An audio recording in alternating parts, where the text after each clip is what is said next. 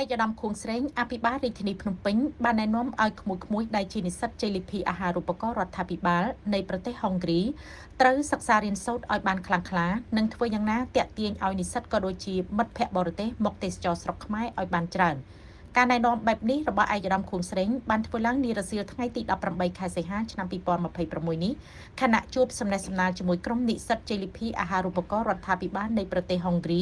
ចំនួន23រូបនៅសាលារាជធានីភ្នំពេញឯកឧត្តមខួងស្រេងបានមានប្រសាសន៍ថាក្មួយនិស្សិតដែលបានប្រឡងជាប់អាហារូបករណ៍ទៅសិក្សារៀនសូត្រនៅប្រទេសហុងគ្រី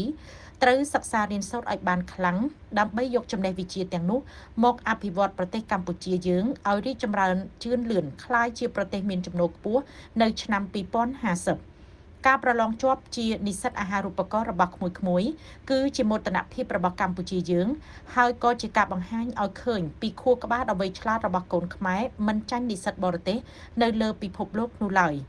ឯកឧត្តមខួងស្រេងបានបន្តទៀតថាក្រោយពីប្រទេសជាតិមានសន្តិភាពពេញលេញនៅថ្ងៃទី29ខែធ្នូឆ្នាំ1998ការបណ្ដុះបណ្ដាលធនធានមនុស្សនៅកម្ពុជាពិតជាមានសក្តានុពល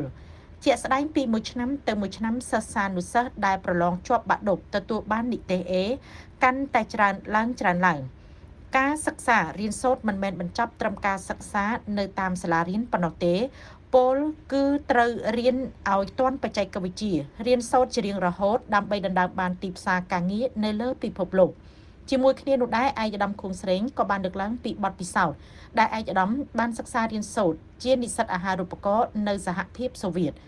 សូមក្មួយជានិស្សិតទាំងអស់ដែលត្រូវទៅសិក្សារៀនសូត្រនៅប្រទេសហុងគ្រីត្រូវប្រកាន់ខ្ជាប់នៅប្រពៃណីទំនៀមទម្លាប់របស់កម្ពុជាពិសេសសាមគ្គីភាពគ្នាឲ្យបានល្អធ្វើទំនាក់ទំនងឲ្យល្អជាមួយនឹងនិស្សិតបរទេសបង្ហាញពីវប្បធម៌ប្រពៃណីអត្តសញ្ញាណជាតិរបស់កម្ពុជានិងធ្វើយ៉ាងណាទាក់ទាញឲ្យមិត្តបរទេសចាប់អារម្មណ៍ចង់មកទេសចរនៅប្រទេសកម្ពុជាយើងក្រោយបញ្ចប់ការសំណេះសំណាលនោះឯកឧត្តមខួងស្រេងក៏បាននាំយកនៅអំណោយដ៏ថ្លៃថ្លារបស់សម្ដេចមហាបវរធិបតីហ៊ុនម៉ាណែតនាយករដ្ឋមន្ត្រីជាការលើកទឹកចិត្តដល់និស្សិតទាំង23នាក់ផងដែរ